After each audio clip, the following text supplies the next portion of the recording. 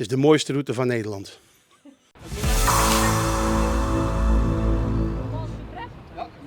Ja? Nou, daar gaan we. 2, 1, zo! Meer bewegen is belangrijk en daarom opende de gemeente Sluis haar derde beweegroute. Dat is eigenlijk het idee ontstaan, een stukje samenwerking tussen toerisme en sport en bewegen. Wij hebben een aantal andere beweegroutes in onze gemeente vanwege de ketenaanpak valpreventie.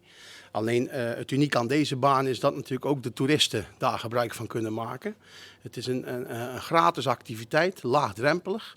Dus, en we waren op zoek naar een beweegactiviteit in Cadzand-Bad. Dus ja, dat vulde elkaar mooi aan.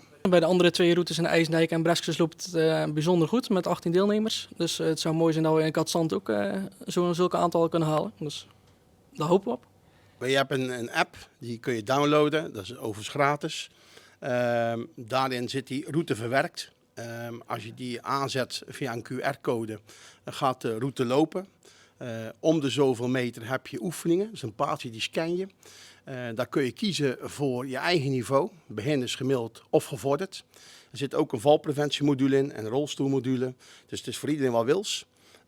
Het mooie van de app is ook dat je op je eigen niveau kan sporten en ook met de oefeningen. Dus als je een oefening doet die wat minder toegankelijk is voor je, dat je kunt switchen in die oefening, maar dat je er ook uitleg bij krijgt. We meten gewoon dat er gewoon wekelijks gebruikt wordt. Er zit wekelijks een beweegcoach op die een groep meeneemt.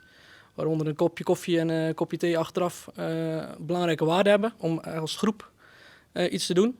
En we zien eigenlijk dat alleen maar de groepsgrootte uitbreidt. Dus ik denk dat het juist positief wordt ontvangen door de inwoners van Breskes en IJsdijk.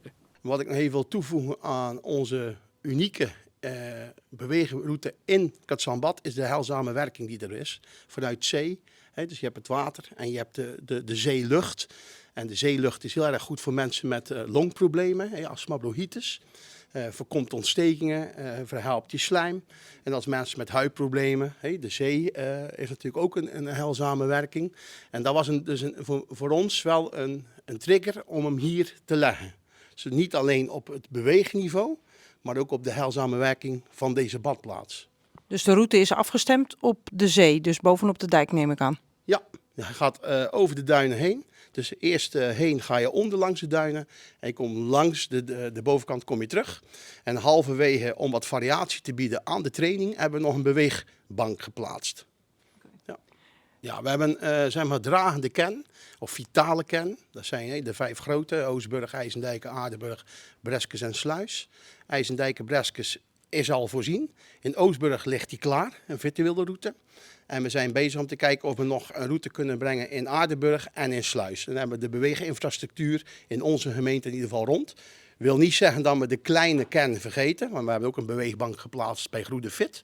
En we hebben ook nu een beweegbank hier geplaatst en een beweegroute in Cadzand-Bad.